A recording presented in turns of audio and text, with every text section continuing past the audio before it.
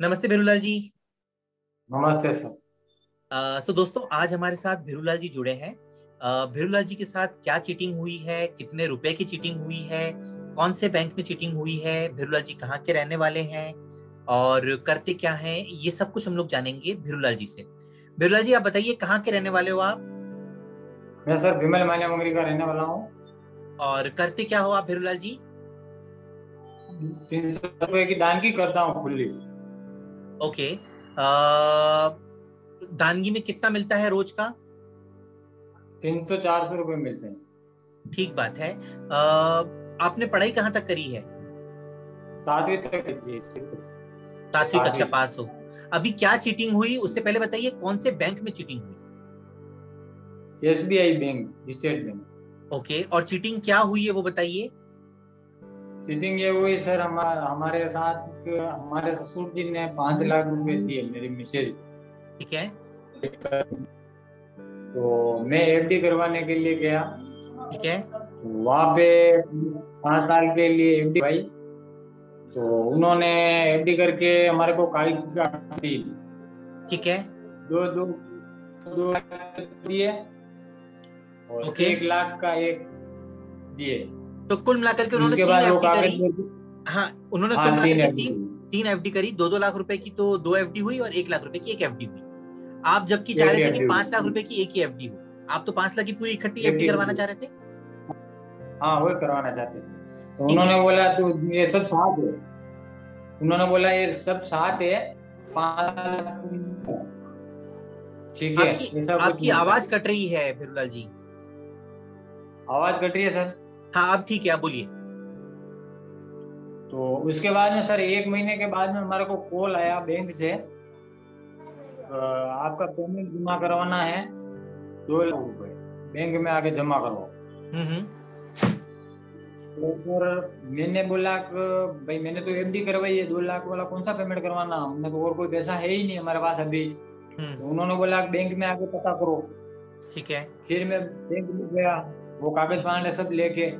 तो उन्होंने हमारे को तो पता पड़ा नहीं सर उस समय। और उस समय वो जो 2 लाख की FD थी उसको क्या किया क्या पता नहीं ना, कंप्यूटर से कोई दूसरा कागज निकाल दिया, वो दे दिया अपने को, वो दे दिए। तो उसमें मैंने बोला कि मैंने कि यार ये तुमने ले लिया, ये तुम ये क्या कर रहे हो? तो नहीं, ये इसमें डालना पड़ता है, ये पैसे तुम्हारे इसमें ही कहीं नहीं जाएगा। और ऐसा करके मेरे को फिर उसके बाद में फिर वापस फोन किया थोड़े दिन बाद। तो वापस बैंक में गया, बोले 2 लाख रुपए का अमाउंट और बाकी है अभी। तो फिर उस समय मैं वापस बैंक में गया, वापस पता किया वहां जाके। तो फिर उन्होंने वैसा का वैसे पहले जैसा किया, जैसा का जैसा अभी उसके अभी भी उसने वो ऐसे किया। 2 लाख की वो FD वो तो उसको उधर डाल दिया, हमारे को पता नहीं पड़ता। और कंप्यूटर से कागज निकाल के कोई दूसरा मेरे को दे दिया। और उसके बाद में 1 लाख की वो मेरे को पता पड़ा नहीं। उसके बाद में मैंने किसी पढ़े लिखे आदमी, होशियार आदमी को बताया कि ये यार हमारे इस टाइप की FD करवाई थी, ऐसे कागज ये ऐसे ऐसे किया, ऐसे ऐसे हमारे साथ ऐसा हुआ। उन्होंने बोला कि यार बैंक में जाके पता करो। अब मैं वापस बैंक में गया हूँ, अभी मैं 3 बार गया हूँ, मतलब आज से 10 दिन 15 दिन के पहले मैं 3 बार 4 बार बैंक में जाके आया हूँ। तो बैंक वाले बोलते हैं कि अभी तो 1 लाख तो ये FD पड़ी है ना, ऐसी 90,000 रुपया आप और लेके आना। 1 लाख 12,000 तो ये इसका ब्याज, 12,000 इसका ब्याज ना, 1 लाख ये इसमें कम पड़ते हैं, वहां लाके मिल के 2 लाख पूरे करके इसमें डाल दो। तो मैंने बोला यार डाल दूं तो फिर पैसा है ही नहीं, कहाँ से लेके आऊं?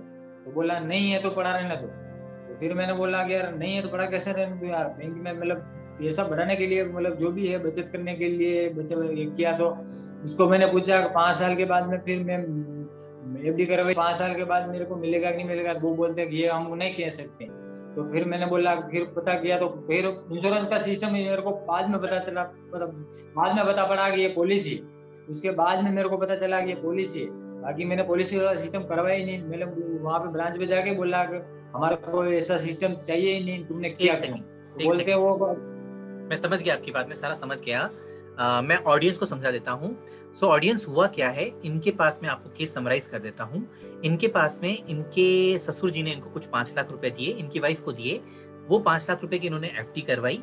वो एफडी जब करवाई तो 5 लाख रुपए की एक एफडी न करके एसबीआई बैंक कर्मचारियों ने 2-2 लाख रुपए की तो दो एफडी करी और 1 लाख रुपए की एक एफडी करी। एफडी करवाने के बाद में इनको कागज दिए गए, ये घर पे चले गए। उसके बाद में करीब महीने 2 महीने बाद में इनके पास फोन आता है और इनसे वो कागज वापस से मंगवाए जाते हैं। उस समय क्या होता है, वो 2 लाख रुपए की एफडी तोड़ करके वो 2 लाख रुपए एक बीमा पॉलिसी में निवेश किए जाते हैं, जिनके बारे में इनको नहीं बताया गया। अगले साल फिर से यही प्रक्रिया की जाती है, 2 लाख रुपए की जो दूसरी एफडी थी उसको तोड़ करके फिर से बीमा पॉलिसी में जमा किया जाता है एज अ रिन्यूअल प्रीमियम। और अब तीसरे साल इनसे वापस से जमा करने के लिए कहा गया, तब इन्हें कुछ डाउट हुआ और इन्होंने पता किया, तो अब इन्हें पता लगा है कि एफडी है। अब मैं कागज के सहित आपको समझाता हूं कि क्या हुआ है। आप 2 मिनट कागज देखिएगा सारे।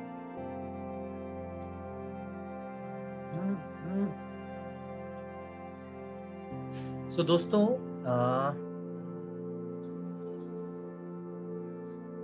ये भेरूलाल जी के कागज हैं। भेरूलाल जी को एक इंश्योरेंस पॉलिसी बेची गई है जो कि स्टेट बैंक ऑफ इंडिया में बेची गई है। मस्तराम मीणा जी हैं जो उन्होंने बेची है ये पॉलिसी। और आप देखेंगे दोस्तों, ये भेरूलाल गैरी जी के नाम पर एक इंश्योरेंस प्रपोजल फॉर्म भरा गया है। अब अपन आगे देखते हैं। इस प्रपोजल फॉर्म में भेरूलाल जी को ग्रेजुएट दिखाया गया है। दोस्तों, आपने क्या बताया था, आप कहां तक पढ़ाई करी है आपने भेरूलाल जी? 7वीं तक। ठीक बात है। आपने क्या बताया था, आप क्या काम करते हो भेरूलाल जी? मैं मजदूरी करता हूँ, खुला काम करता हूँ। बिल्कुल ठीक 400 है, रुपए। बिल्कुल ठीक बात है। ऑडियंस, आप ये देखेंगे, इन्हें यहाँ पे दिखाया गया है कि ये सर्विस करते हैं, ग्रेजुएट हैं। सर्विस कहाँ करते हैं? RK marble private limited company में। आरके मार्बल्स, मैं आपको बता दूं, उदयपुर के बहुत बड़े मार्बल व्यवसायी हैं। सो उनकी फर्म है। उस फर्म में उनको सेल्स मैनेजर के पद पे दिखाया गया है। तो आप सेल्स मैनेजर के पद पे आरके मार्बल कभी काम कर चुके हैं क्या? कभी पहले कभी काम किया हो? आरके मार्बल जानते हैं कहाँ है, क्या है? आरके मार्बल सर देखा ही नहीं, कहाँ पे है वो पता ही नहीं। बिल्कुल ठीक बात है। सो ये दोस्तों पूरी तरीके से गलत एक फॉर्म भरा गया। इस फॉर्म में इनकी जानकारी गलत दिखाई गई। भेरूलाल जी, आपकी ईमेल आईडी दिखाई गई है berulal.gary@gmail.com। आपकी कोई ईमेल आईडी है क्या berulal.gary@gmail.com के नाम से? नहीं, आप नहीं है कौन सर। आप कौन सा फोन इस्तेमाल करते हो? अपना फोन दिखाओगे आप? बिल्कुल फोन दिखाऊंगा सर। दिखाइए। ये फोन है सर मेरे पास। ये इनका नॉर्मल जो फोन होता है, न्यूमेरिक फोन है। इनके पास में एंड्रॉइड फोन नहीं है ऑडियंस। और इनको ईमेल, आपको ईमेल आईडी पता है क्या होता है? ईमेल आईडी कैसे काम करती है? ईमेल आईडी ऐसा कुछ पता है? नहीं पता सर मेरे को। ठीक बात है। अब दोस्तों हम लोग देखते हैं, इनको जो पॉलिसी बेची गई है वो बेची गई है 2 लाख रुपए का प्रीमियम है, जो कि 7 साल तक जमा करवाना है। पैसा मिलेगा 12 साल। हालांकि ये यूलिप पॉलिसी है, 5 साल बाद में भी ये पैसा उठा सकते हैं अगर चाहें तो। आगे पैसा जमा नहीं कराएंगे तो भी 5 ईयर्स बाद पैसा मिल सकता है, पर बहुत कम ब्याज दर, केवल 3.5% की ब्याज से पैसा मिलेगा। भेरूलाल जी, आपको ये सब कुछ बताया गया था कि ये पॉलिसी हो रही है, इस पॉलिसी में कम से कम 5 साल जमा करना जरूरी है, 2-2 लाख रुपए। अगर आप जमा नहीं करेंगे तो पॉलिसी डिसकंटिन्यू फंड में पैसा चला जाएगा, वहां पे आपको ब्याज का केवल बहुत ज्यादा नुकसान होगा, केवल 3.5% की दर से ब्याज मिलेगा। ऐसा कुछ भी बताया था आपको? नहीं, ऐसा कुछ नहीं बताया सर। ठीक बात है। हमने दोस्तों हम पूछा लोग, तो उन्होंने बोला FD।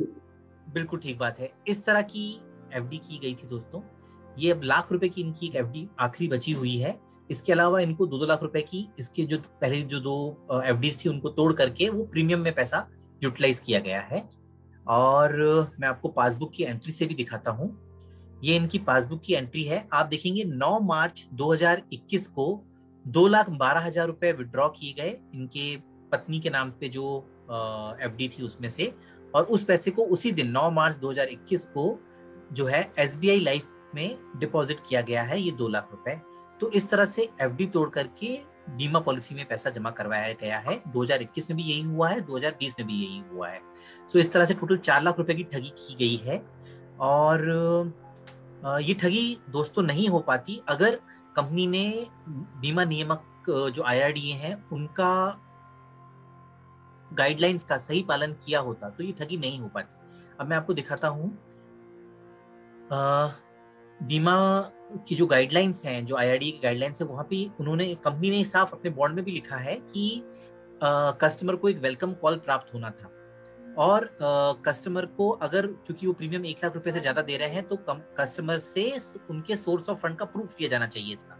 तो इस केस में ना तो उनसे सोर्स ऑफ फंड का कोई प्रूफ की, आपसे कोई आपके इनकम के डॉक्यूमेंट मांगे थे, कोई दस्तावेज मांगे थे आपके कंपनी ने या मस्तरा मीणा कुछ जी नहीं ने? मांगा।